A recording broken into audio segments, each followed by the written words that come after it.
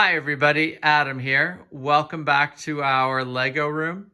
As you can see, lots of great work going on around our layout on both the city and general Lego train portion of the layout.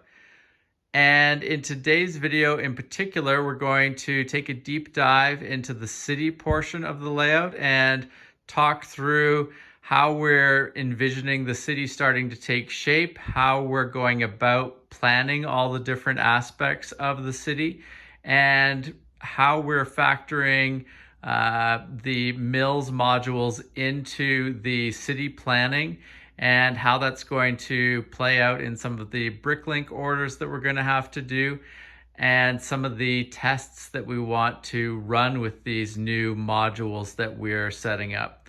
So lots to cover. Let's start by taking a closer look at the layout that we're considering for the city itself. So one of the first things you'll notice looking at the city planning that we've been doing is that the city is mostly made up of base plates at the moment. And one of the reasons behind that is it's a lot easier to move base plates around as you're doing planning and considering different options for the general structure and layout of the city.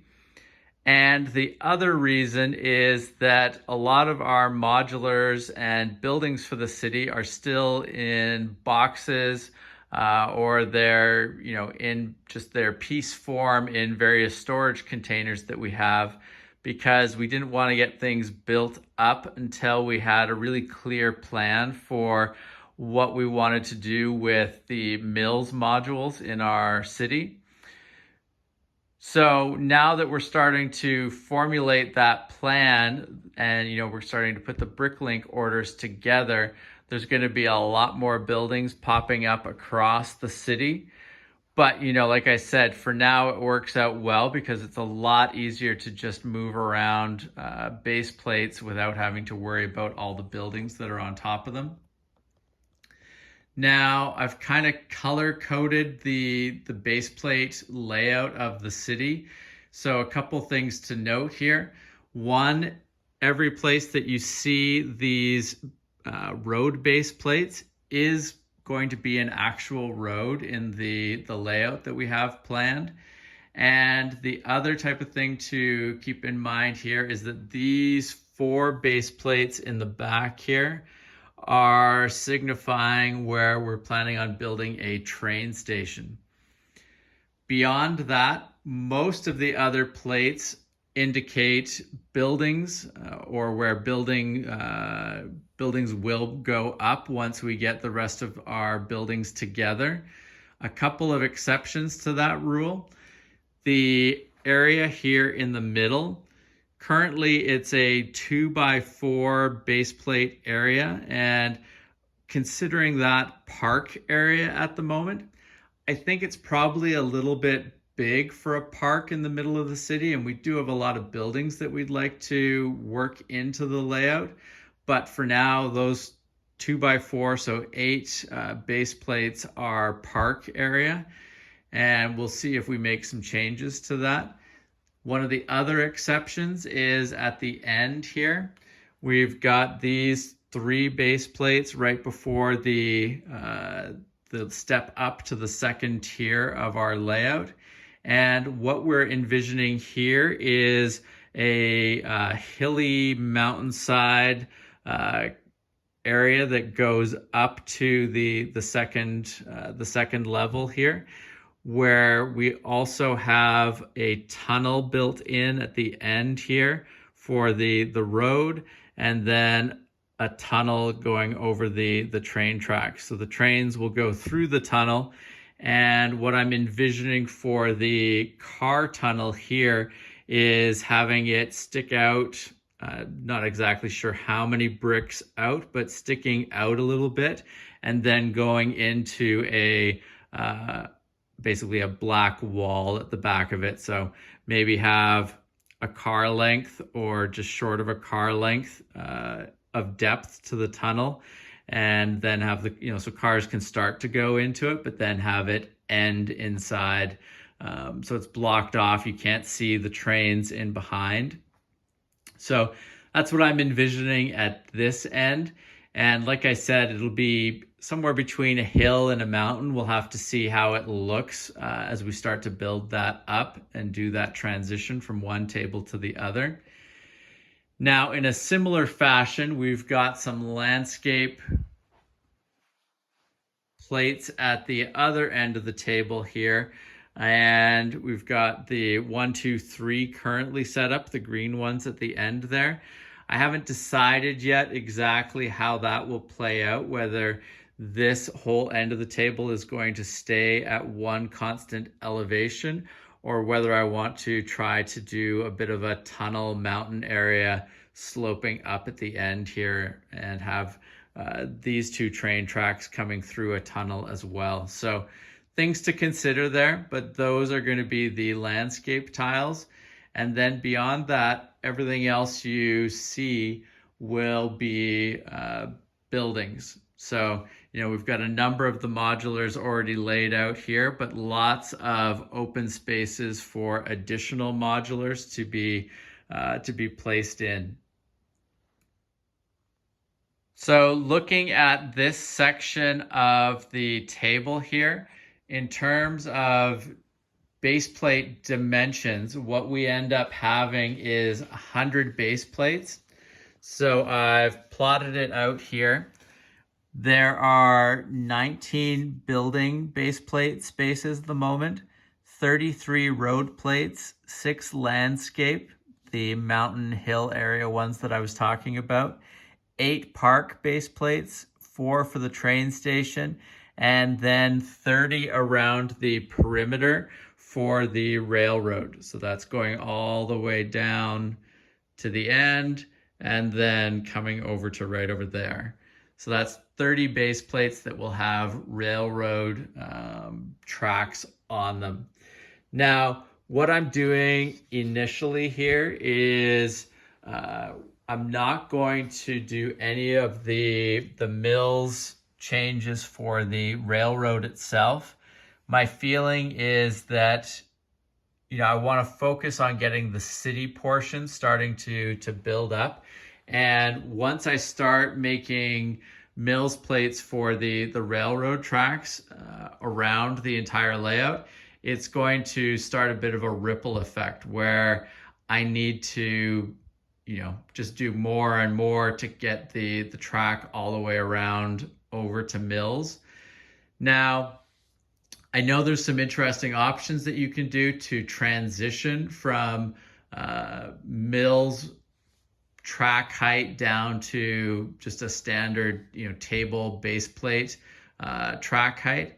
So I probably will start to use that as I do convert track over to MILS, but I figured the initial best bet was to really work on this city area, and then I can start to fan out to the track afterwards once I've really got the process down and I'm really happy with the way everything is looking.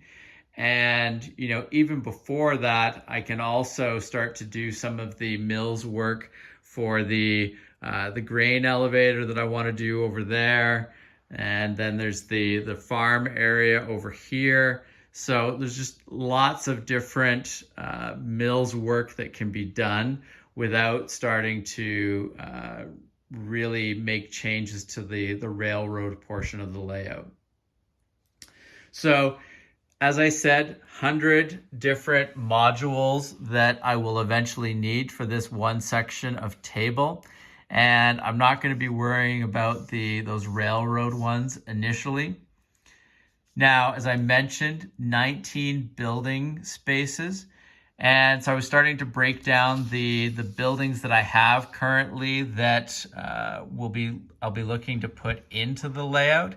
And we've got, in terms of the modulars here, we've got the cafe corner. I've actually got a couple different versions of the pet shop. We've got the Grand Emporium, Town Hall, Palace Cinema, bookshop, corner garage, fire brigade, downtown diner, green grocer, brick bank, Parisian restaurant, detective office, police station, and assembly square. So that ends up, with the extra pet shop in there, we've got 16 buildings. I've got the Chili's that I'm working on back here. So that's what this one is going to be once it's finished, is a Chili's restaurant. And then I've got a couple of bricative buildings that I've got all the parts lined up. I'm ready to go. And there's a few others that I've got in the queue as well. So, oh, and then also I'd like to try to factor in the Daily Bugle here into the layout. So more than 19 building slots. So I've got some things to think about there in terms of how I can work in some extra building spaces. I can, this road plate back here and the corresponding one over here, still not sold on whether I want those. If I keep those, I would probably have railroad crossings going out over the tracks there. They don't necessarily add a lot. It's probably good to switch those over to just being standard MILS plates that will have buildings on top of them. I can also contemplate making some changes, like I mentioned, to the park here, and potentially to maybe shrink one base plate out of the train station and go down to 3. I don't think I'd want to go smaller than 3. I'd like it to be a fairly sizable train station. I think that would be cool from just a building and layout perspective. But there's some options here of ways that I can shrink some of the road and potentially the park down to get us some extra real estate to work with. And this isn't going to be the only part of the layout where we can put buildings. I do want to get to the point where I've got buildings up on the top tier here as well. This is going to be the amusement park. I do want to put a number of the Ninjago modular style buildings and then potentially some medieval buildings over here. But I could work some other city buildings in as well, I think. And then, there's always the option if I start to build down and having multiple tiers by going underneath the table and having a lower level as well. So some different things that I'm considering and we'll try out.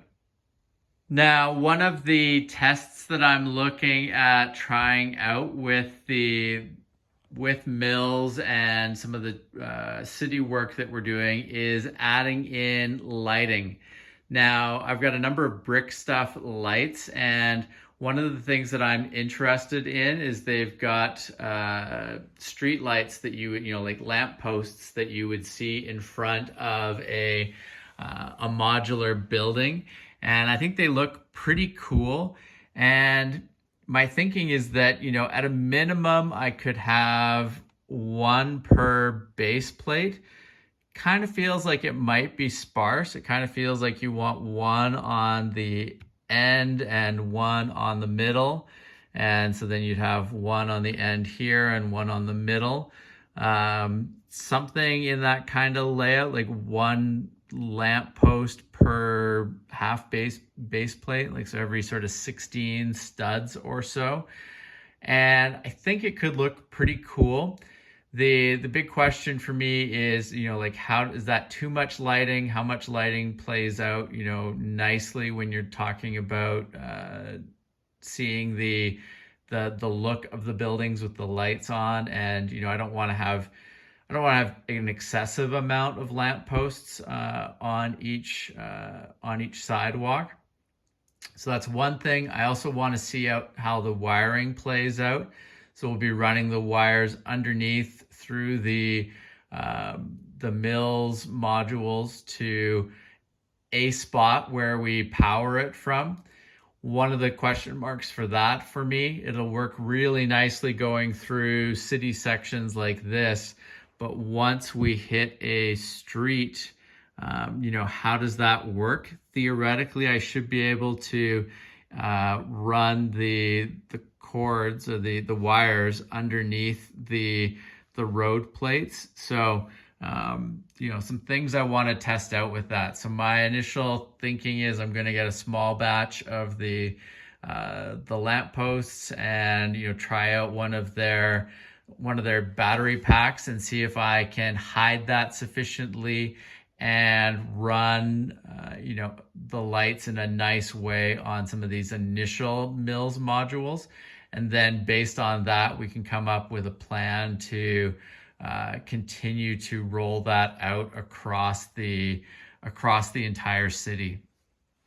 So that's one of the big things that I want to test. I really do want to have a good amount of lighting across the layout. So those lampposts should provide a good amount. And then, as I've mentioned, I've got a number of the brick stuff billboards that we will place throughout the city as well. So that's another one. Want to try a couple of things out, see how it looks if I put them on the side of a building, see how it works out if I just have like a billboard at different points, maybe around some of the perimeter areas of the city. See how those different options work out, and how we can then multiply that out across the city in a consistent way and without the lighting becoming sort of too much for the layout.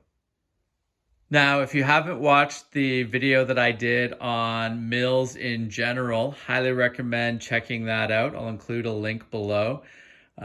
Definitely worth watching and seeing some of the structural resources that I include there from other people on the internet and the Lego community that I've found useful there.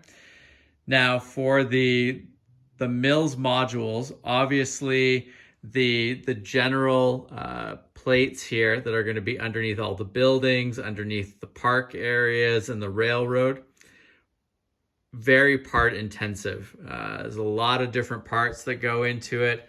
I've been trying to sort of break down for my ordering purposes all the different parts that go into it, and it's going to be a ton of parts that need to get ordered, and I'm not going to be able to order all of those up front. And on top of that, I just want to make sure before I go too far down this path that my expectations are sort of playing out the right way and that everything's looking and behaving the way I expect before I start ordering parts for everything. So I expect this is going to be a multiple step process as we move through this. But my initial plan is to get a chunk of the city sorted out. So we'll pick, I don't know what the final number will be. We'll kind of work that out as we start to order things, but pick like maybe 8 buildings and, maybe 8 road plates that are going to be the starting point for this. And we'll order the parts for those, get everything sorted out, and then start to build off of that. Because, when you're ordering 2,500 2x2 bricks and, maybe 3,000 4x4 green plates, that ends up being a lot of parts. Then the price of that adds up in a hurry. So we'll definitely be looking for some ways through this as well to pick up some cheaper parts for some of these, especially since a lot of it is going to be hidden underneath in the interior of the MILS module. So the quality of it and the look are not as important. So we'll be definitely looking for some deals on Bricklink and some used bricks that we can pick up from various places at a good price as well. Fortunately, I've got a lot of base plates built up in my collection, so I'm not going to be looking for base plates, at least initially. And I was really shocked going in and looking at some of the prices now that people are charging for base plates. So I have a feeling that'll be a point in the future that I'll be definitely looking for some good deals on base plates, because right now they're you know, it's nice if you can get them for $10 a base plate, but they go up really rapidly from there. And, you know, it's harder to get them in large quantities as well, especially at one of those more decent prices. So definitely an area that I think will be a sticking point in the future with the MILS work, but optimistic for now that I can just use what I have in terms of base plates.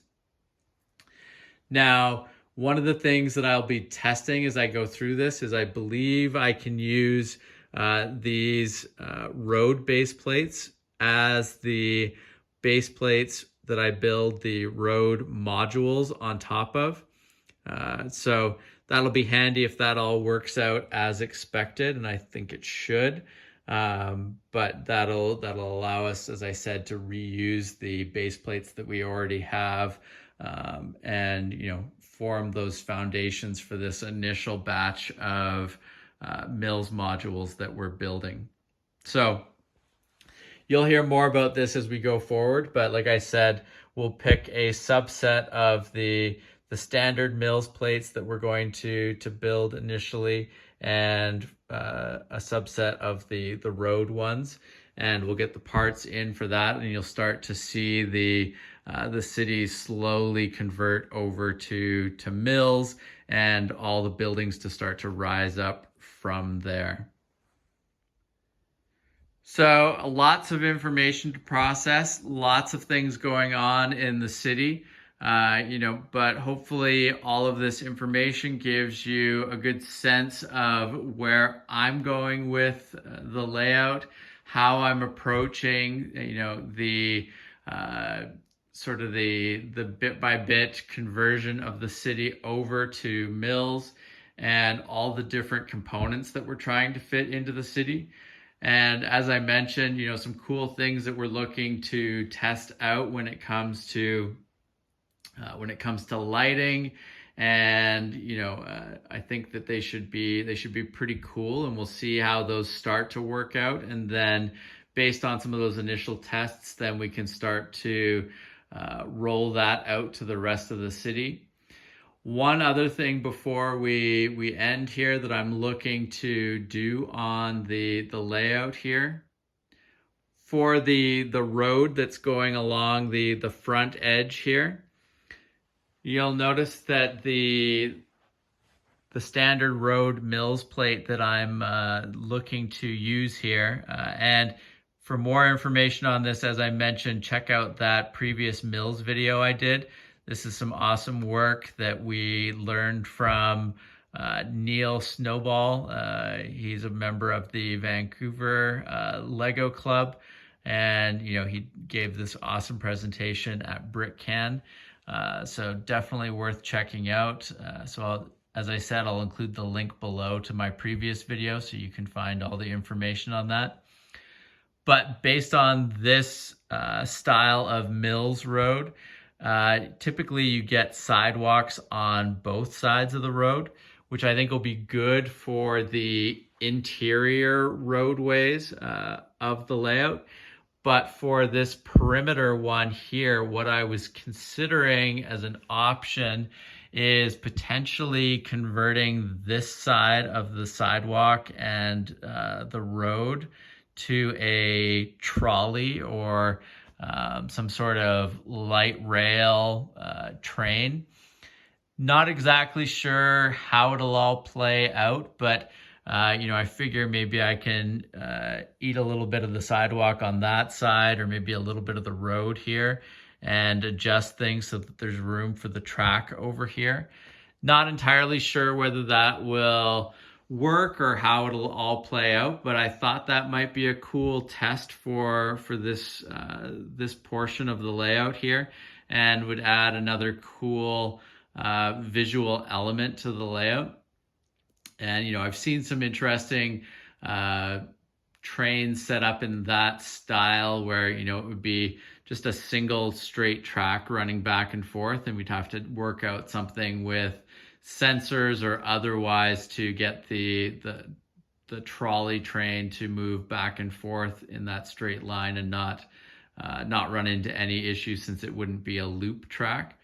But Anyways, another thing that I think would be cool and is on my list for kind of experimenting with and trying out. So we'll see if we can make that a reality in the layout. But I want to thank everybody for watching and joining me for this look at our in progress city layout. Lots of cool stuff ahead, I think. And if you have not subscribed to the channel, please make sure to do so that you don't miss out on any of the great videos coming up. We'll be doing videos on all the different components of the city as they start to come together. So there should be lots of great things to see and learn as we do a lot of these tests and start to bring this city to life. So thank you again for watching, and we will see you again soon. Thanks. Bye.